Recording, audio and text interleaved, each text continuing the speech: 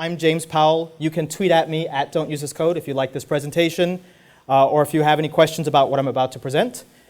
I want to give you a disclaimer. Usually, I don't know if any of you have seen any talks I've given before. This is, I think, the 26th or 27th, no, maybe 34th or so PyData I've presented at. Given a lot of PyData talks. Usually, they're complete nonsense, something fun but very silly. This talk, as you can see from the title, is intended to be useful, and I thought that I wouldn't be able to convey to you through the material in the talk, please don't use this code. So instead, I decided to grow an absolutely absurd mustache because nobody can take this seriously with this thing in place. So that's my disclaimer. Let's get started. So this talk is about a very simple scenario that I think we've all encountered at some point in our working career. We're working somewhere. One of our colleagues left. They left us with some large code base, maybe 50,000 lines of code. And now it's your problem to deal with what they left behind. And what I want to go through in this talk is a simple guide for what you do when you're put into that situation. This is a very complex and very deep topic, and in the span of 45 minutes, I don't know that I can give you all that you need to know about it, but I wanted to touch upon a couple of common points, because this is something that I faced all the time in my work. And I wanted to give this to you as a mixture of a couple of simple techniques and a little bit of theorizing around the topic, to try to understand how can we break down a problem that immense. And so we'll do this very basically. Step one, find a new job. There is no step two. Thank you very much. Anybody have any questions? Okay, so I heard a bunch of questions in there. Let me see if I can answer some of them. One of them is, why lines of code? I mean, it's a very imperfect metric, but I think it's a very understandable metric. It really doesn't. When we say 50,000 lines of code, what we're referring to is a very specific thing. It's not 5 million lines of code. It's not 5 lines of code. It's something that's a sizable problem that you might expect would be within your capability to pick up, but in practice turns out to be very difficult. And in fact, I think I heard somebody say, actually, this is more of a comment than a question, but doesn't it really depend what 50,000 lines of code we're dealing with? A colleague of mine told me when we were discussing this talk that they had written 100,000 lines of code in a month. That's ridiculous. I mean, that's enormous productivity. I think the industry average that people have been talking about since the 70s is average programmer writes about 100 lines of code a day. And if you think there's about 200 working days in the year, that means that the average programmer outputs 20,000 lines of code. And this statistic, albeit a very flawed statistic, is a statistic that's used to promote languages like Python, because the thought is, would you rather write 20,000 lines of Python in 1 year or 20,000 lines of C in 1 year? But what you can think is, obviously it does depend on what the 50,000 lines of code are. If, for example, you're given a 50,000 line code base and you run CLOC on it and it shows that it's 20,000 lines of HTML and 20,000 lines of React and 10,000 lines of Python, that's a very different problem to solve than if it's 50,000 lines of pure Python. Obviously, some type of code like HTML, you have other techniques to refactor that, but since it's not active code and there's a certain limit to the complexity that an individual line of HTML can contain, it's a lot easier to deal with. So for the purposes of the further questions that we'll be answering for the remaining 42 minutes that we have in this talk, let's just talk about Python. We'll talk about the kind of code bases that we interact with day to day, which are large Python code bases, usually what you might call an application or a system, as opposed to a core library. Now, for some of the analyses that I'll talk about in the further questions that I will be answering, I ran some of these on some code bases that I've used for work and some common libraries like matplotlib that we used. Depending on what kind of code base it is, whether it's application code, system code, whether it's a library code, some of the metrics that we look at and some of the techniques that we look at will or will not work. Now, one really interesting question that I did hear on the cab ride over here this morning was somebody asked me, why don't you use a machine learning algorithm to try to understand the code that you have? And I thought that was a very interesting topic. I think that the topic of using some of the rich data analytical tools that we have in order to understand the code that we're producing is something that doesn't really get a lot of coverage. I think one of the reasons for that is, if you think about it, when you're writing code, you're essentially modeling an irreducible complexity, the unending profundity of the real world, into a semi-mathematical model. Typically, when you're using a machine learning model, you're dealing with a much more concrete mathematical entity. It turns out that machine learning models can give us some very interesting results where those mathematical entities correlate very closely to real-world tangible things we can think of, like image recognition. The pixel value can somehow correlate to recognizing an entity or not. But if you think about it, it would be very difficult to thoroughly mathematize the functionality and the requirements and the complexity of a code base in such a way that you could feed it into a machine learning model and get something out of it. Although it would be an interesting exercise to try, and if somebody wants to tweet at me after, I don't know, uploading a code base into a machine learning model and trying to predict what the next line of code would be, that would be very interesting if you could figure out a way to actually structure that problem. Now, one question that I think I heard among all of the questions was, does this actually happen? And I think this has happened to me a number of times. Every time I just found either a new project or a new job. In a couple of cases, I wasn't able to do that, and so I've had to deal with it. But if you think about it, if somebody sends you an email and they send you 5 lines of code, you just use those 5 lines of code. There's really a generally incompressible amount of complexity that you could see in 5 lines of code. Maybe you could refactor those 5 lines of code into one library call. Maybe you could fix the syntax a little bit. Maybe there's a corner case, and so those 5 lines of code turn into 7 or 10 lines of code. But the 5 line of code number is really not that much that you have to deal with. In fact, you can read through it, either decide to use it, decide to refactor it, all in the span of about an hour. If somebody gave you 50 lines of code in an email saying, hey, we want you to use these 50 lines of code, you could probably just rewrite that code. You might not even read through it. You might just ask, what does this do? And in the span of about a day, you could probably just rewrite it from scratch and ignore what you were provided. Another question that I think I heard was, what's the big deal? I mean, 50,000 lines of code, really? But if we continue that thought process, if we think about 500 lines of code, what happens when somebody gives you 500 lines of code? Well, that might have some hidden complexity, it might have some hidden state, it might require access to some resources like a database, it might have a very complex runtime context. And so most likely what you would do is you'd read through it, you'd rewrite it, and the entire time would take about a week. And you begin to see that there's an interesting expansion of effort, because in a very productive day, almost certainly all of you in this room have written 200, 300, 400, 5 lines of code, but I would doubt that in a very productive day it would be very easy for you to rewrite that in just a single day. So you can see what took you maybe 1 or 2 days to write may end up taking somebody else 1 week to rewrite, 1 week to refactor, 1 week to understand. Now, if we extend that further for 5,000 lines of code, that becomes maybe a month-long process where you'd have to read through every line, maybe try to understand what's going on in that code, maybe write some tests around it. And I think the 5,000 line of code target is about what you see when people give talks about refactoring via test-driven development. Typically, they're talking about small libraries where you can easily identify what the functionality is, where the complexity generally is, and write a couple of tests around it. And over the course of a week or two, start to dismantle that complexity and understand what's going on. I think another common question that comes up is, why not ask for help with this? And if you think about it, if you were given 500,000 lines of code or 5 million lines of code, it is very unlikely that a single person has written 500,000 lines of code or 5 million lines of code. And honestly, if you're given 5 million lines of code written by one person, not only should you quit your job, but you should quit your job, short the stock of that company, and run as far away as possible. Convince your friends to quit that job, or alternatively, start a consulting company. Just wait around until the company comes to you, because they're just in a hopeless situation having to deal with 500,000 lines or 5 million lines of code written by somebody. Maybe hire the original author who wrote this and cash in.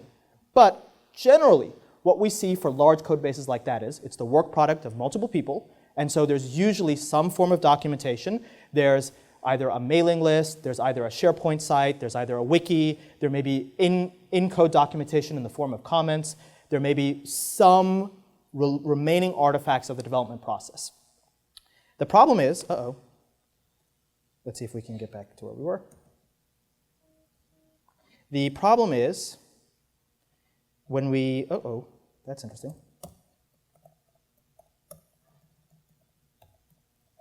Live editing our slides, right? There we go. The problem is when we deal with something in the middle, this 50,000 line of code level. Because when you're dealing with 50,000 line of code, it's possible that it's the work product of a single person, done over the course of maybe 1 to 3 years. If you think about that metric, 100 lines of code per day, that's about 2 to 3 years worth of work that somebody could have done. Because it's the work product of a single person, doesn't necessarily mean that it's not completely critical to the operation of the business unit or the company itself. But it does mean that that person could have encoded a number of hidden requirements into this code. It means that there could be a lot of hotspots where there's some small corner case in the business model that's being addressed, and it's entirely possible that there are no documentation and there's no tests whatsoever in that code base. Because since it was a work product of a single person, they could keep all of the work in their mind, and they didn't need documentation, they didn't need tests, they just kind of knew how the thing worked.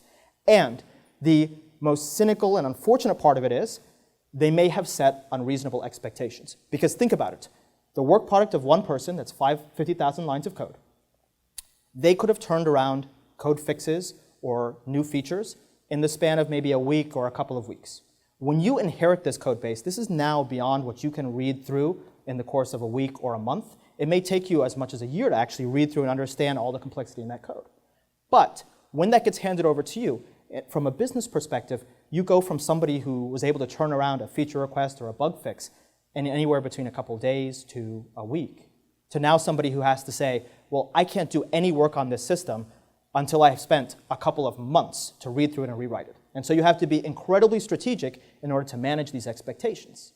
If you're not, then you're suddenly seeing an enormous degradation in the business process because you can't respond as effectively as the original author, and yet you have none of the resources, none of the tools, none of the built-in knowledge that original author had. And so I think the only other reasonable question is, we know that if we're put into this situation, we should find a new job, but even in as good a job market as we're in, you may not be able to find a job that quickly. And so what do you want to do while you're job searching? Well, if you don't mind just getting fired, I would say take your vacation time or just kind of send a couple of emails or just slag off the old author as much as you can. But if you feel a little bit of obligation to your former company and you actually want to do something that maybe helps them before you book it and you get out the door, there's maybe a couple of things that you can do. And I would say that if you were to think about this process, one of the main things you want to do is you want to fix your expectations. The original author was able to work within this very degraded software development lifecycle, this very degraded software development process where there might not be documentation, there might not be tests, but they're still able to be effective. And they set a set of expectations that you will not be able to meet. And so one of the most basic things that you want to do to set those expectations is just find something to run and run it. This is absolutely critical. If you cannot run the code, there's very little that you're going to be able to do other than slag off the old author and update your resume. And one of the unfortunate things is I have been given code bases where I simply could not run them. To say, oh, just run the test suite, there may not be a test suite. Oh, just run a sample app, there may not even be one. I've been in situations where the code runs on a remote machine that has access to specific databases or specific resources, and I can't just sit at my console and import a module and run it. And so the absolute most critical thing to do is find some runnable context in which this thing works, in which this thing runs from completion, or if it's a long-running tool, you can start it up, because once you're able to run it, you can then begin to try to dismantle its complexity. Unfortunately, Python is such a dynamic language that you're going to find it very difficult to understand a Python code base unless you apply dynamic instrumentation and dynamic analysis techniques, especially in the hotspots in the code where something kind of hinky is going, and those are the hotspots which you might be obligated to fix a bug or to extend functionality. One of the things that I also try to do is I try to iteratively narrow my focus as much as possible. When I first was given an assignment like this, when I was very junior at one of my first jobs, my goal was to thoroughly understand the code base and to be able to confidently say everything about how it worked. And within a week of no reportable progress, I realized that's not going to work at all. In this degraded scenario of you being given a lot of code with no support, you need to kind of disabuse yourself of the notion that you're going to have mastery over this code base, and you need to try to find as narrow a portion of this code base that you can do something with as possible. You may never be able to understand the entirety of it, but there are a couple of general rules of hand that I've seen with regards to these kind of code bases. Most production code bases, especially when you're talking about an application and not a library, most of the time, less than 20% of that code is interesting. Most of it is just application of some core library or some technique to some business problem, and 80% of it's just application to the business problem, and you don't really need to touch that. And Generally, most of these code bases, about 50% or more of it works. And so there is some core of that code base that's both interesting and either needs new features or is buggy and needs to be fixed. The problem is, how do you find that? And what I found often is, if you want to kind of break it down, in a large code base like this, there's some portion of that code that you might say is dumb code, it's boring code. There's some portion that's smart code or interesting code. The boring code is code that is generally very static, it's very repetitive, it's typically applications of some core tools or libraries, and there tends to be a lot of it. When I say static, what I mean is, we know Python is an incredibly dynamic language. We know we can do monkey patching, we know we can have first-class functions, we can do all sorts of things that make it very difficult to statically analyze our code, which is why tools like MyPy or PEP484 type hinting have limits to what they can provide to us. Similarly, it's relatively difficult to make generalized refactoring tools in Python, like the Java community uses all the time. Typically, the majority of the code base is static, it's boring, it's just people calling functions where we know lexically what that function is, where you can trace that function back to the import, and there really isn't this dynamic dispatch or this indirection that you'd expect from the interesting code. The smart code or the interesting code, the minority of this code base, and very likely the place where you need to dig in and do something, tends to be very dynamic. So there might be some code which is using configuration in order to generate what functions get called. The dispatch may not be determinable statically. You may need a runtime context to even figure out where the code goes. For example, if you look at how setup.py and distutils work, try to figure out what the process is from going from the entry point of a setup.py to the actual code that runs. Or if you look at a tool like Click or any of these other command line generators, actually try to figure out how much code runs between you passing in a single argument to determine what command gets run and the underlying function. Similarly, for a web framework like Flask or Django, just try to, as an exercise, try to see how far there is between when the web app actually receives an HTTP request and when it actually is able to dispatch that to a view function or a view class. There tends to be a lot of code in between there, and there are many decisions that can be made that can guide the direction of that code differently. This smart code often tends to be very core to the operation of the library. It tends to be fairly minimal in terms of where it is, and it also has a tendency to be very scattered throughout the code base. So it may not be easy to find that code. Sometimes I've seen code bases, and I struggle to even figure out where the meat is. It's all bread or all pasta, but the little bits of meat inside are very difficult to find. And so one of the things that I find that's necessary is trying to figure out how to find that. Now, there's another core dichotomy that I've seen, which is it's very difficult for us to analyze smart code statically. It's just too complex. There's too much dispatch, there's too much knowledge, there's too much state going on at the same time. And we often cannot analyze dumb code statically because there's just too much of it in terms of the lines of code there is. We can't read through it. We might be able to apply some static techniques, but we won't see anything that interesting, and the interesting patterns that we'd see there are not particularly visible. And unfortunately, trying to distinguish where the dumb code and where the smart code is also very difficult. I would encourage you to take a library like matplotlib or NumPy, if you've never looked at those libraries before, and actually try to find out where the ND array is defined. That's the core of NumPy. Actually try to find out in matplotlib where the draw graph is generated and how that's processed. And that's also very difficult to find in the depth of all of the other functionality that wraps these core data models. Now, when I say you need to find something and run it, obviously if there's a test suite, run it.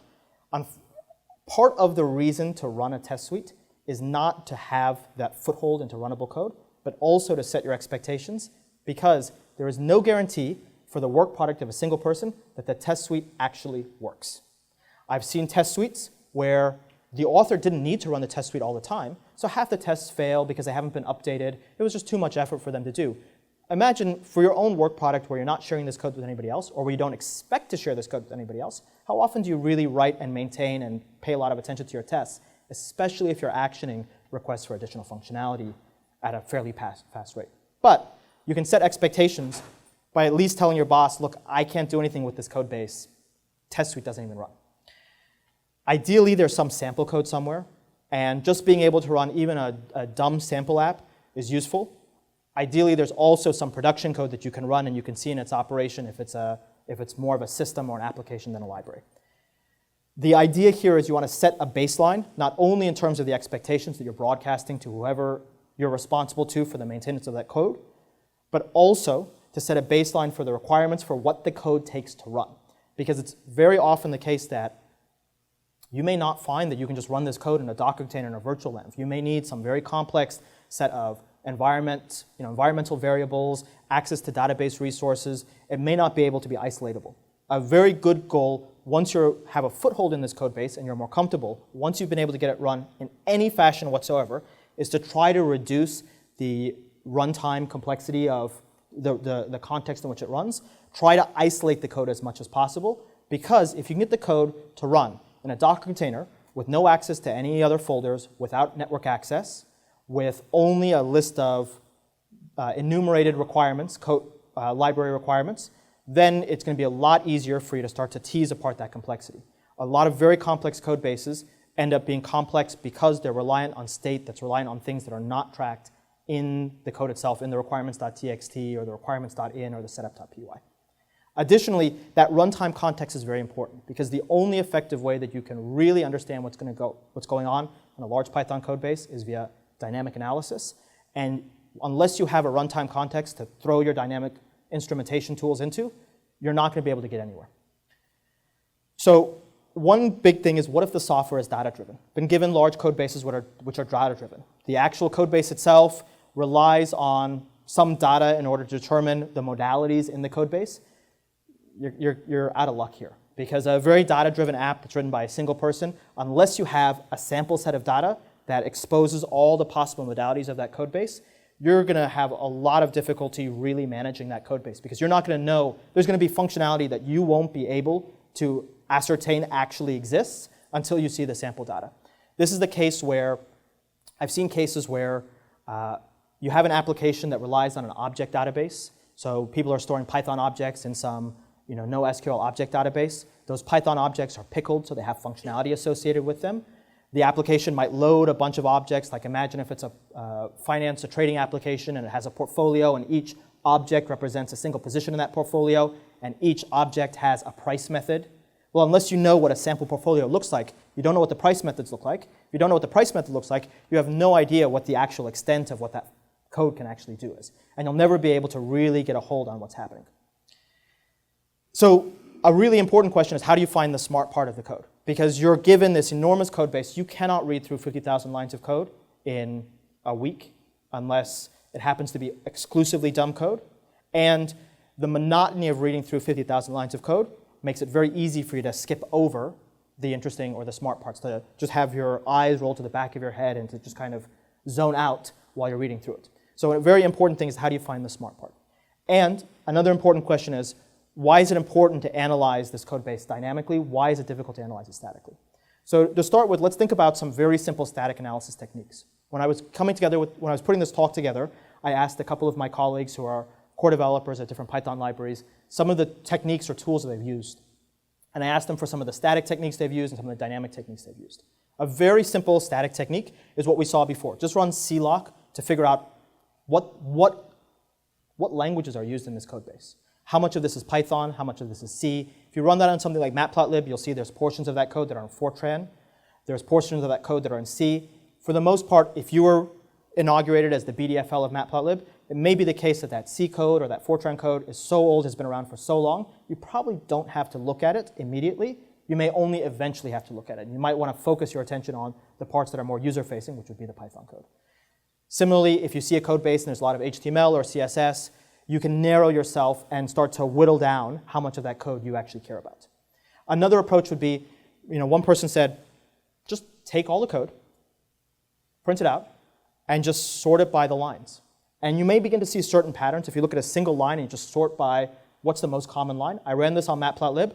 The most common line was an empty line. Then there was actually a couple of documentation lines that were very common. It doesn't give you a whole lot of information for a library, but imagine you have an application where certain function calls are called over and over again, or maybe it's a library where you have users who are writing little scripts or plugins for that. You'll start to see common lines like database access, like setting up the context, and you'll begin to see a couple of hints about what the general pattern is. it's not that useful of a tool unless the code base is written in a very repetitive fashion. Another approach might be, just take every file, split it on words, and find the most common words. Because you can think if the code base is written very statically and there's a bunch of function calls, and it's always just from module import function A, and there's a bunch of lines that say call function A, call function A, call function A, you can at least find what are commonly called functions. Again, in library type code, this is not that useful because if you think about the way that that code would be written, if people were repeatedly calling the same set of functions in the same order, somebody's going to add an abstraction where that's extracted out in order to minimize the amount of repetition. We're told as programmers, don't repeat yourself, and we're told that this normalization of our code makes it easier to maintain. And so the desire to normalize our code and to not repeat ourselves ends up defying our ability to analyze it statically. Now we can improve the static analysis better by doing things like using Python's tokenize module to actually tokenize the code. If you do that, you need to do something a little bit more sophisticated. You have to remove keywords and remove punctuation. And if you do that, you can at least find certain general themes of the code base, like, for example, what variable names are used often. When I ran this on matplotlib, I found a couple of variable names referring to, RC params comes up as one of the most common tokens in matplotlib. And for those of us who are matplotlib users, we can kind of understand why that would be. Does it give us that much insight into the code? No, but it gives us a little bit of a foothold, because when the boss asks, so it's been 1 week, where are you? You can say, well, I know RC params is really interesting. I don't know how useful that will be, but it gives you a little bit of a foothold as to trying to understand what's important or what's common. Ideally, if this code base is very static, you might see in the most common list of that, common function names or common module names percolate to the top, but you might have to do a lot more filtering. And if you think about the output of this, if you look at the first 200 items, it might take you an hour, but it might give you something that's worth grepping for. So these static, unfortunately, where we're guided as programmers is to defy the ability to statically analyze our code. So we need to have some techniques in order to dynamically analyze our code. And this tends to be much harder to do in Python than it is to do in Java or C. I want to go through just a couple of simple techniques that I've used in order to dynamically analyze code. Now, at first we can talk about these as what you might call instrumentation mechanisms, mechanisms which take some code and add a little bit of information. You have some context in which you can run this code, either sample code, a test suite, or a production code. In many cases, if the production code is doing a lot, like it's some kind of high-frequency mechanism that's responding to requests very quickly, the amount of output that you generate from these instrumentation mechanisms may not be understandable by a human being. So you might have to take that output and then apply bulk data analysis techniques to it, like generating histograms, what's the most common output, or writing analysis tools to actually analyze the output of your instrumentation. That is not that uncommon, but let's assume, at least for the purposes of looking through these instrumentation mechanisms, that the output of these are within what you can look at in an afternoon and understand as a human being without applying another meta layer of instrumentation analysis. A very simple thing that people might do is you might start with very holistic instrumentation, like you could use a tool like strace, and try to find what are all the files that are opened, what are all the files that are touched, read, written to by your tool. That at least gives you an ability to try to understand what the runtime context is, what configuration files does this look at, if there's a database or a socket that's opened, what's touched by this file, what modules are touched by this file, where those modules are located. It's often the case that if this has not been deployed correctly, it may be that the modules that are used by this are not isolated into a conda environment or a virtual environment, but they may be scattered along the file system. And you may end up looking at one version of a library that you think is being used and be misled because it's actually stored somewhere else. So this could at least tell you, generally, where all the files that this thing reads.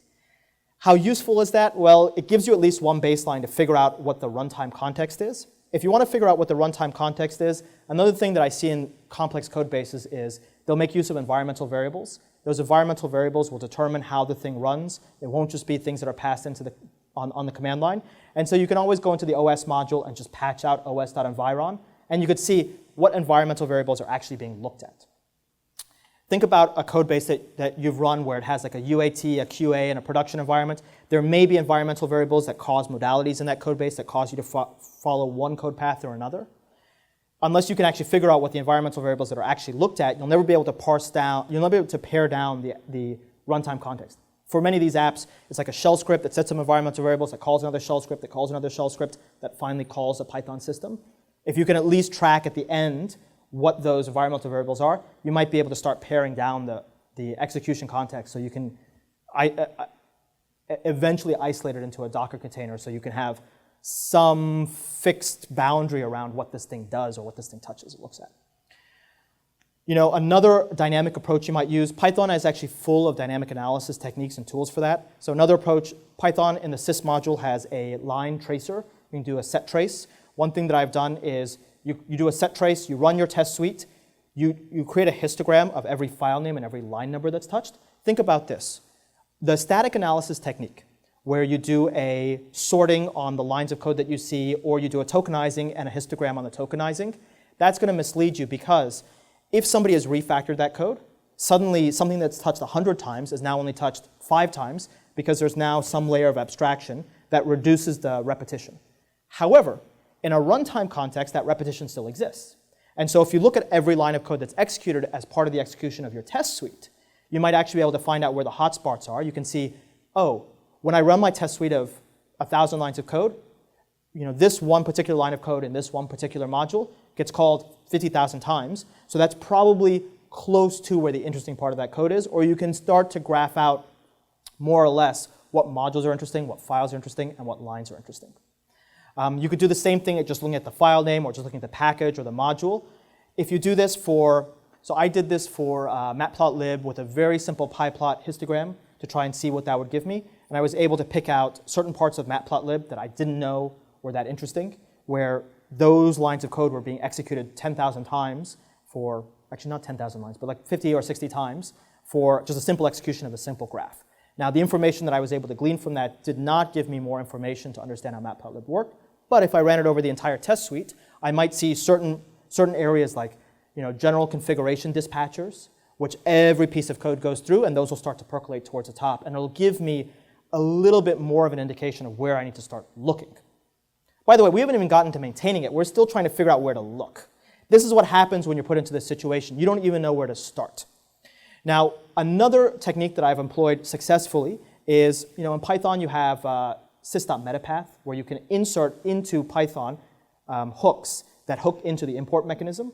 What I've done before is I've used NetworkX and a custom import hook in order to, what the import hook does is very simple. Every time Python tries to import a module, my import hook says, yeah, I can import it. Internal to that import hook, it just re-invokes the importing mechanism, and it keeps track of what imported what imported what. This actually works surprisingly well in Python because the importing mechanism in Python has a lock around it, so it's impossible for multi-threaded code to actually call this thing in parallel. And so you have, you can write some fairly simple, it's about 20 lines of code, fairly simple mechanisms that assume everything is single-threaded, irrespective of how the application actually runs, that constructs a graph of this module imports this module, imports this module, imports this module.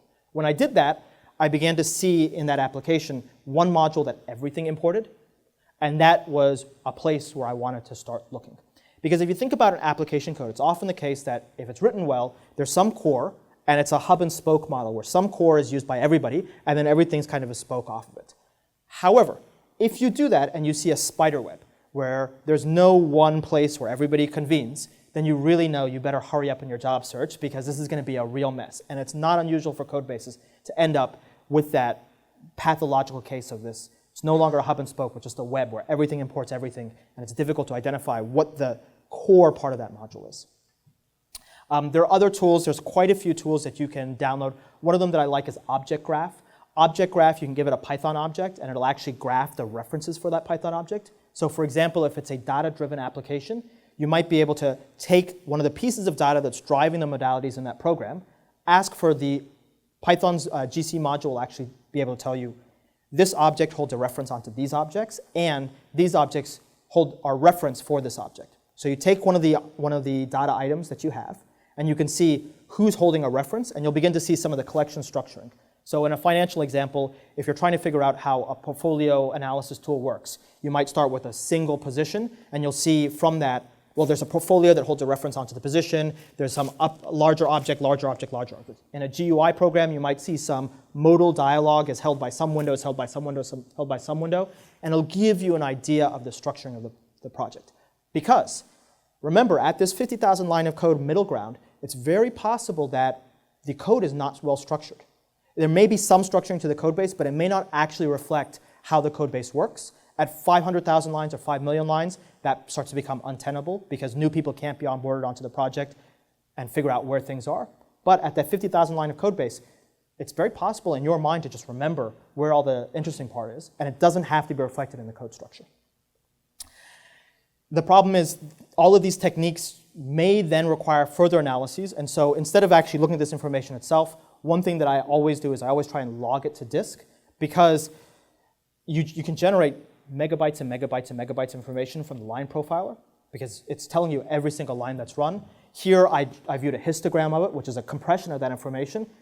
Instead of generating the histogram directly, if you just log every line and you have the ordering there, and you know that it's a single-threaded application, then you might be able to do a larger window analysis. Remember, the histogram is only looking at one data item at a time. Imagine once you have this on disk, you might say, well, what are think about it, what are bigrams of function calls or lines that are called in some fashion? And so you can start to apply some of the analysis techniques that you're used to for the actual work that you're doing to the code, finding which two function calls are likely to appear. You might even create a machine learning model.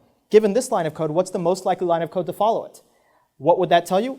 I don't know, but it might tell you something kind of interesting. And at worst, it'll be a really cool PyData talk that'll help you find that next job. So one thing that I often used to try when I was given these kind of code bases is try to find the entry point. I am very much on the fence about how useful it is to find the entry point of an application. It's useful in one context. If you have the time, it's very useful to find it, because if you can find the entry point of a Python application, as in wherever the main function is or where the thing is launched from, it can very much help you with some dynamic instrumentation techniques where you need to inject or wrap something, and you need to make sure that your injecting or wrapping code occurs first in the execution of the program. Otherwise, finding the entry point and trying to trace the entry point to the interesting parts of the code base you can start going down rabbit holes. And I've wasted so much time going down that rabbit hole of, here's the main function, here's what it calls, here's what it calls, here's what it calls. Oh, now I need to know some dynamic input to figure out where it goes next. And then the number of possibilities, those modalities, explode. However, if you have the entry point, you might be able to do some injection or wrapping that allow you to inject instrumentation to find the core functionality. So one of the other questions I heard was, how do we find the functionality here? Who's impressed that I'm still holding on to the conceit that we started 35 minutes ago?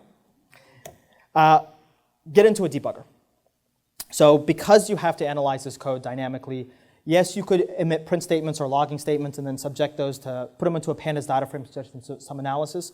But oftentimes that smart code, the code that you care about, is small enough that you just want to find it, and it's difficult to find it. Sometimes I've signed myself up for like lightning talks where I promise to make this change or that change to the Python interpreter without actually knowing where that code is in the Python interpreter.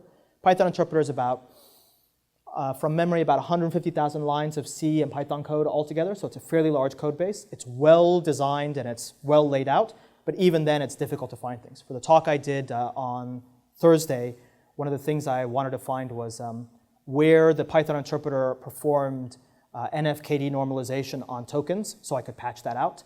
And I asked one of the core developers who was there at the conference, and he didn't know off the top of his head, so I had to use debugging techniques to try to find a point which would allow me to trace where in the interpreter the code is that performed that action. There's a couple of things that you can do. If you're using Python 3.7, there's a new breakpoint function that's been added in Python 3.7 that will drop you into debugger. So if you can find some code and you just type breakpoint as a function, you can actually drop yourself into debugger. Wouldn't it be amazing if the horrible code base you were given happened to also be up to date with all of the libraries and all the versions of Python? So maybe this is a little bit speculative, because there's a very good chance that this terrible code base we're talking about is written in Python 2.6. And if you use Python 2.6.2, it breaks for some unknown reason, and it's using some version of matplotlib that was only released on one platform 15 years ago. That's a possibility. There's a couple of other tools that have been in Python for a very long time. The PDB module gives you a debugger. There's postmortem. If you can find the entry point, one of the things that you can try doing is triggering the code to fail. Wrap the entry point in a try except. Once you get into the except after you triggered it to fail, maybe by doing Control-C to kill it, to raise a keyboard interrupt to kill it, the postmortem will launch PDB into something where you can go up and down the backtrace to figure out where you killed it.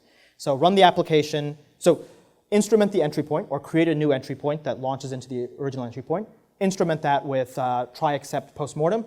Find some way to kill the application, and then you get a backtrace that tells you at least the stack trace of where you are, and it might give you an indication of where to look next in order to find where some functionality occurs. Similarly, PDB also has set trace, so if you have the ability, if you kind of know something adjacent to the interesting part of the code, just say from PDB import set trace and call set trace. But PDB is a pretty weak tool. Sometimes what I've done is in the code module in Python in the standard library, there's something called interactive console. You can use interactive console to actually drop your code into an interactive console, just like you typed Python in the command line. And it's about 4 lines of code. I've done this often enough I can type these from memory. And what you can do is you find an interesting part of the code base, you drop into an interactive console. It's not as rich as PDB because you can't go up and down the stack trace to figure out where this was called from. You can't see that. You can use the inspect module to do some of those things, but this gives you an interactive console, so you can start to do things like try to mutate the current state. Instead of here, this is taking a copy of the globals and locals, but if you just take the original locals, you can mutate that state and see what happens. One of the techniques that I used to do in C code all the time is instrument C code with just something that looks like this. Interrupt 3 is trap to debugger. So I'd run my C code under a debugger, trap the debugger at that interesting point, and that would give me just enough of a hook where I'm in the debugger at a point which I kind of know something about. I can see the backtrace, and from the backtrace I can see where's the next place where I'm going to try and put this debugger hook. You can do the same thing in Python using the signal module in OS. So if you add these 3 lines, you'll actually trap to debugger. The problem is in a normal run of Python, this is just going to cause the Python program to segfault. It'll just core dump for you. So what you need to do is you need to be running Python under a debugger in order for this to work. However, unfortunately, these techniques are kind of invasive, and all of these kind of presume that you have the ability to take the code base and to change it. Imagine this code base is deployed via some production deployment mechanism, so you can't really just deploy code into production that has breakpoints all over the place. And so if you don't have the ability to invasively change the code by adding from PDB import set trace all over the place or adding breakpoint statements, you're a little bit limited. There are a couple of techniques you can approach that are similar to this. Unfortunately, one of the major limitations is Python has no ability to create what you might call a pure proxy. You can't take a data item in Python and wrap it in something else, either via composition or inheritance, to make it a pure proxy. One of the reasons for that is if you have like a subclass of the type of object that you have, somebody could have done type X is, and you can't fake that out in Python without going to the C level. So in the absence of a pure proxy, the most you can do in Python is subclass something, implement those underscore methods, and try to capture accesses like I did in the previous slide with my os.environ. This is just about the best you can do in Python. You can't just completely fake out an object in order to catch where that works. I've had this happen before where one piece of data in a large data-driven pipeline application was causing the application to terminate. I didn't know which it was. I tried to load all the data that I knew the program was going to use. I wrapped them in proxy objects. And then I saw the moment one of those proxy objects had a method called on it in order to figure out where in the code base the method was being called that was causing an exception in the code base, like a division error. Because my tracebacks were, because this was embedded in a runtime context where I couldn't see the traceback and I couldn't get any debugging information, I needed to do this myself. There are significant limits to what you can do with that, but it's at least a good start. Now, one thing that you could do, none of this code still works, but a while back as a joke, I created a module called rwatch. What rwatch allows you to do is it allows you to put a hook on the Python internal virtual machine every time a variable is pushed to the Python internal stack. So every time pure Python code is going to look at a variable, you can put a breakpoint. It looks something like this, where you can basically tell Python, every time you run a Python instruction that's going to look at a variable, give me a breakpoint. Unfortunately, this code is not maintained, but this is one approach where you can actually start to try to get something akin to a pure proxy and to debug these situations where you have data-driven applications that just don't work, or where one piece of data is kind of gumming up the works. Now, one other thing that you could do, similar to the debugging trick, is you could, in your entry point, register a trap handler. And so you could tell Python, when I get a sig trap, like when somebody sends that kill signal to me, go into this handler, and that would allow you to have at least one point where you could then use the inspect module to get the current frames and the outer frames. And then external to the program, you just do kill trap on the PID for the program.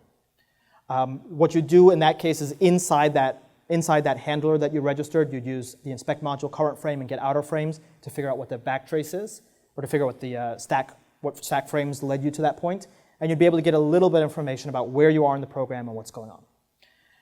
One thing that I've done is I've run pure Python applications under GDB and then just Control-C, which would trap to my debugger.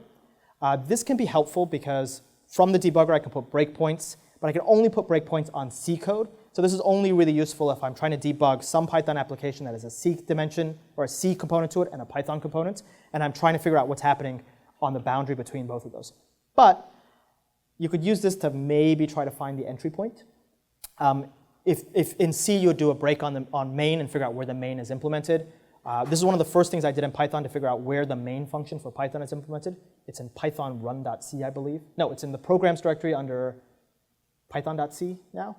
I can't even remember. But what you could do is you could use GDB to break on like eval frame x, and in the Python standard, in a source distribution of Python, there is a set of GDB macros under tools, GDB, libpython, that allow you to start to introspect from GDB the Python layer. So you can see from a GDB C-level stack trace, what are the actual Python functions that got called. And that can start to give you some information about what the frames were evaluated and where you are. This is a very advanced technique that you'd only use if you had a Python application that called into C and then called into Python. But that's not that unusual for data science code. So I think one of the last things that we might think is how do we avoid inflicting this pain upon others? And I think that all of these different techniques, this grab bag of different techniques in this general discussion kind of leads us to a couple of takeaways in terms of how do we avoid this problem. Make it easy to run. If you're writing code, make it easy for somebody to just run. What that means is create test code and make sure that test code is up to date, because that test code is how they're going to exercise the functionality of your program in order to get a hook into that program to be able to find where things are. Even if you don't document, this is the part of the module that's interesting, this is where the core is, if you can at least run it, they can at least start to use some of these dynamic analysis techniques to try and figure out where things are. If not test code, give them sample code and make sure you keep it up to date, because that can also help them exercise the modalities, the modules, the functions that are used in this code base and see how they are structured and how they interrelate with each other. If it's a data-driven application, please give them sample data, because a lot of the complexity and the functionality of that application may be hidden in the data that's used to drive the application. If you only provide them the code, but you don't provide them sample data, they may have no ability to really understand what's going on. Make your code runnable in the most isolated circumstance possible, ideally in some Docker container, using some default version, like some Ubuntu LTS, with no network access, without access to any shared folders, so that they can isolate what it is that this program needs in order to run. Because in the absence of that, they're going to find it difficult to even get started with your code base to find a way to run the thing, because, oh, it needs this config file in this directory, it needs access to the network in this place, it loads this from the database. Much less before they even try and figure out what modules they have to install to get this thing to run. Ideally, make your code importable as a module. I've seen many code bases where the only way to actually get a runtime context is to run the application by calling it the command line.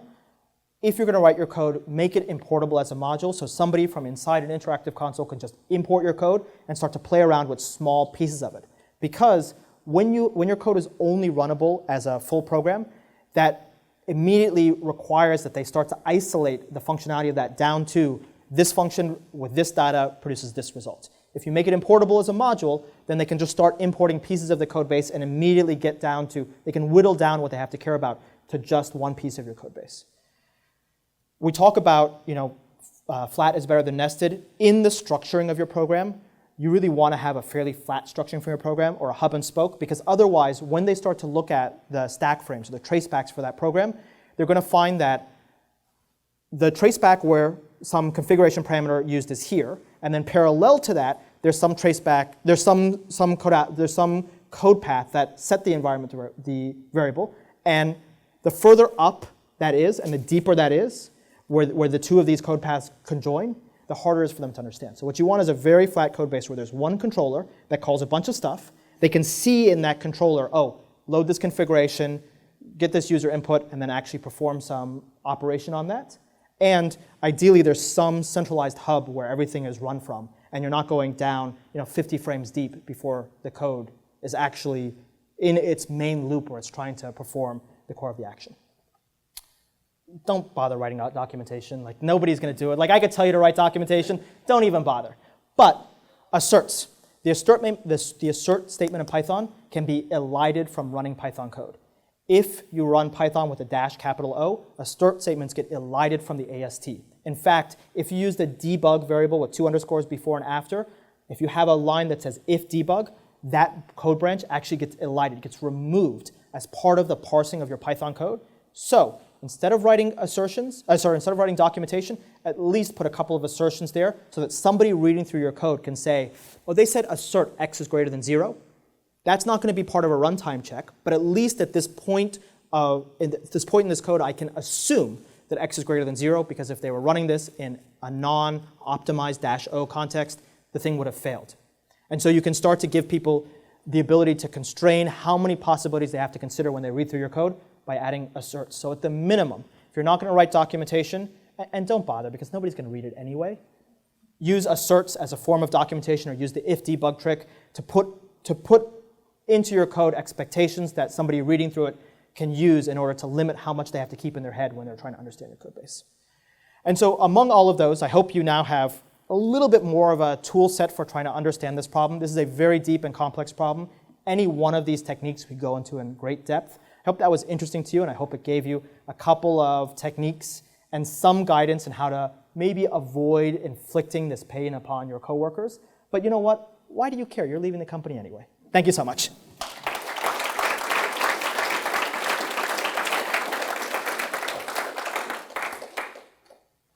I think we're out of time for any real questions. Does anyone have any real questions? Hey, who's actually had this happen to you before? Really? No, a bunch of you have never been given some work process that it wasn't documented, wasn't tested, and now it's your responsibility? Okay. Any techniques that you used here that might be of relevance to the rest of the audience? I taught myself on the inverse side of this. I'm often handing code over to other programmers. Smaller than 50,000 code, but it could be deep.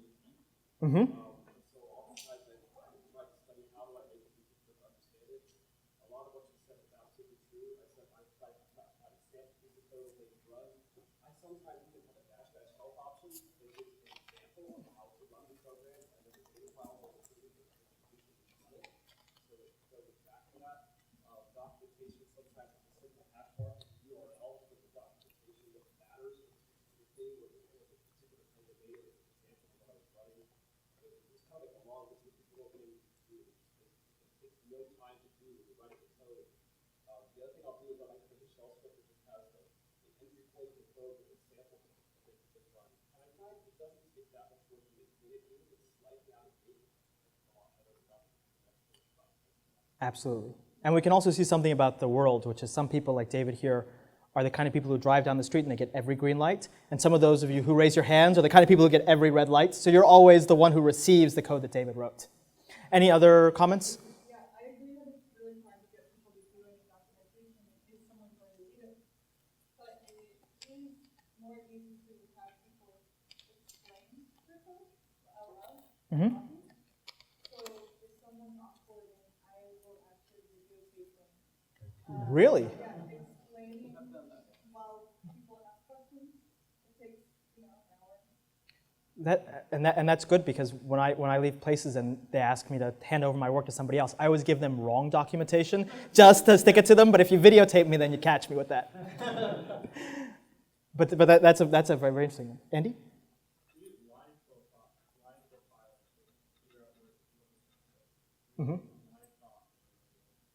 Yeah, as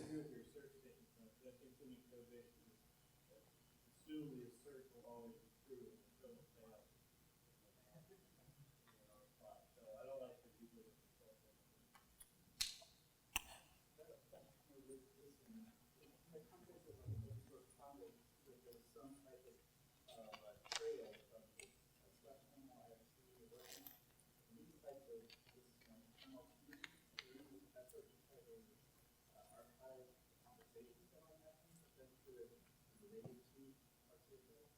That would be amazing, but I think what happens when people leave organizations is their email inbox just disappears. And so all the conversations, nobody records those conversations, when I've been given these code bases, oftentimes I've been told, oh, here's a thread where people talked about it, and the thread has 2 comments and 3 links. And it's really unfortunate. So maybe part of the case is if you're building a code base or you're building something, you have an inbox where you can just CC important, relevant email threads for later archiving, because it's absolutely the case when you leave an organization, all your stuff gets archived, in case the SEC is coming looking for it, but nobody else has ever has a chance to look at it.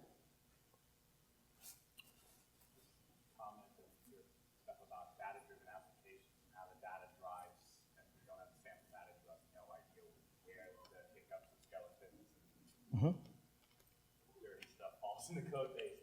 One tactic that I used was to just create big data synthetically do it. So I was working with Morgan Chase and everything with the sum products model, very data-driven for risk-weighted assets to regulators, and it was like, well, if this sum products fails and you don't get it right, it's probably going to be $1 million fine. No big deal. Please fix this handed-down code that invented that 5 or 6 months ago. Right? There's no sample data. Synthetically looked at the sum of products that were made every possible one, and then created the irrational missings on purpose. I caught every single one and fixed the code because I just forced bad data into it and saw, and the failures of the code were very indicative of where the critical parts were, because it pointed on the errors when data was invalid, but I could measure. So apropos of that, the same thing. I was like, you didn't put a catch for null to do the did there? Come on. Like I said, you test Absolutely. So I'm passively in the situation of copying a big code base off. Is anyone hiring?